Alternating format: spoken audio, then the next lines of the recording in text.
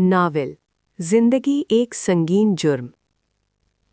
शहर की आखिरी हद पर वाक़े इस बोसीदा कमरे में हब्स इतना था कि सांस लेना भी एक मुशक्कत लग रहा था। आर्यान ने अपनी पुरानी कमीज़ की आस्तीन से माथे का पसीना पूंछा और सामने चारपाई पर लेटे अपने बाप को देखा, जिनकी खांसी की आवाज़ खामोश रात का सीना चाक कर रही थी। बेटा, पानी। बूढ़े बाप की आवाज़ इतनी नहीफ थी जैसे कोई दूर से पुकार रहा हो।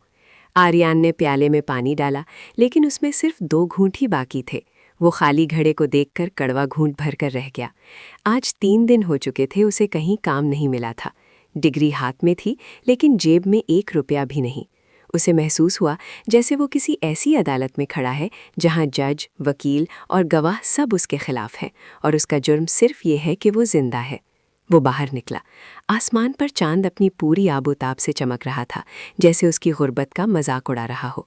उसने सड़क किनारे लगी एक चमचमाती गाड़ी के शीशे में अपना अक्स देखा। बिखरे बाल, धसी हुई आंखें और चेहरे पर लिखी महरूमियाँ। उसने सोचा, अगर सांस लेना भी एक कीमत मांगता है तो क्या ये जीना एक संगीन जुर्म नहीं? अचानक एक तेज़ रफ्तार गाड़ी उसके करीब आकर रुकी। उसमें से एक खाते पीते घराने का नौजवान निकला और उस पर गुस्से से चिल्लाया, अंधे हो? गाड़ी के सामने मरना है क्या? आर्यान की आंखों में एक अजीब सी चमक आई। उसने पहली बार महसूस किया कि खामोशी से मर जाना आसान है, लेकिन जिंदा रहकर अपना हक छीनना मुश्किल। उसने मुट्ठियां भींच लीं और गाड़ी वाले की तरफ कदम बढ़ाया। इस रात आर्यान ने फैसला कर लिया था कि अगर जिंदगी एक जुर्म है तो अब वो इस जुर्म को जी भर कर करेगा। बज़मीर की नीलामी। पहले वाक़ये के बाद आर्यान उस अमीरजादे के सामने खड़ा था जिसने उसे धुतकारा था। इस रात आर्यान ने भीख नहीं मांगी, बल्कि उसने उसकी महंगी घड़ी और बटवे पर झपटा मारा। ये उसका पहला जुर्म था।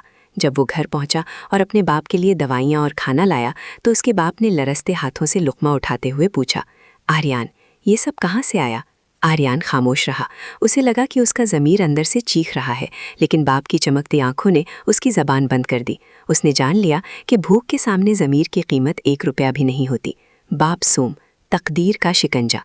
दिन गुजरते गए और आर्यान छोटी चोरियों से निकलकर शहर के बड़े माफिया की नज़रों में आ गया। उसे काला नामी एक गैंग लीडर ने अपने पास बुला लिया। काले ने उसे एक पिस्तौल थमाई और कहा, आर्यान, इस दुनिया में 2 तरह के लोग हैं, एक वो जो जुर्म करते हैं और दूसरे वो जो इस जुर्म का शिकार बनते हैं। फैसला तुम्हारा है।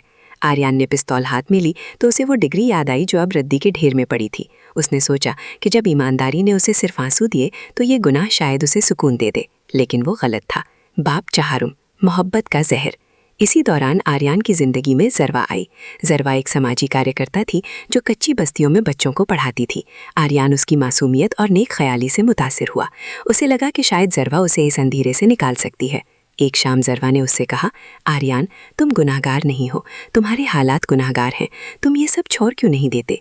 आर्यान ने कड़वाहट से हंसकर कहा, ज़रवा, इस दलदल से निकलने का रास्ता मौत से होकर गुजरता है, क्या तुम मेरा साथ दोगी? बाप पंजम, संगीन मोड़।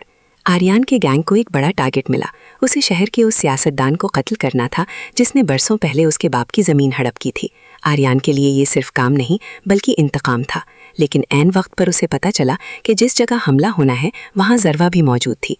गोली चली, लेकिन वो सियासतदान को नहीं लगी। ज़रवा आर्यान और उसकी पिस्तौल के दरमियान आ गई। खून के छींटे आर्यान के चेहरे पर पड़े तो उसे एहसास हुआ कि उसने ज़िंदगी का सबसे संगीन जुर्म कर दिया है। उसने उस वाहिद रोशनी को भी बुझा दिया जो उसे इंसान बनाए हुए थे। बाप छशम, आखिरी अदालत, इख्तिताम। पुलिस ने आर्यान को घेर लिया। वो चाहता तो फरार हो सकता था, लेकिन वो ज़रवा की लाश के पास बैठ गया। उसने आसमान की तरफ देखा और हंसा, ऐसी हंसी जिसमें दर्द और सुकून दोनों थे। अदालत में जब जज ने उससे पूछा, तुम्हें अपने जराइम पर कुछ कहना है? आर्यान ने सुकून से जवाब दिया, जनाबे आली, मेरा सबसे बड़ा जुर्म चोरी या कत्ल नहीं था। मेरा सबसे बड़ा जुर्म इस दुनिया में पैदा होना था। मैंने एक ऐसे समाज में जीने की कोशिश की जहां गरीब का सांस लेना भी कानून की खिलाफ वर्जी समझा जाता है। अगर जिंदा रहना जुर्म है तो हाँ, मैं मुजरिम हूँ। आर्यान को सजाए मौत सुना दी गई। तख्ताएदार पर खड़े होकर जब उसके गले में फंदा डाला गया तो उसके लबों पर आखिरी अल्फाज थे, आज मैं इस संगीन जुर्म से रिहा हो रहा हूँ जिसे लोग जिंदगी कहते हैं। नावल पर एक नज़र। ये कहानी हमें ये सोचने पर मजबूर करती है कि क्या सिर्फ जुर्म करने वाला ही मुजरिम होता है, या वो निज़ाम भी बराबर का शरीक है जो एक पढ़े लिखे नौजवान को पिस्तौल उठाने पर मजबूर कर देता है। बाप सोम, तकदीर का शिकंजा। दिन गुजर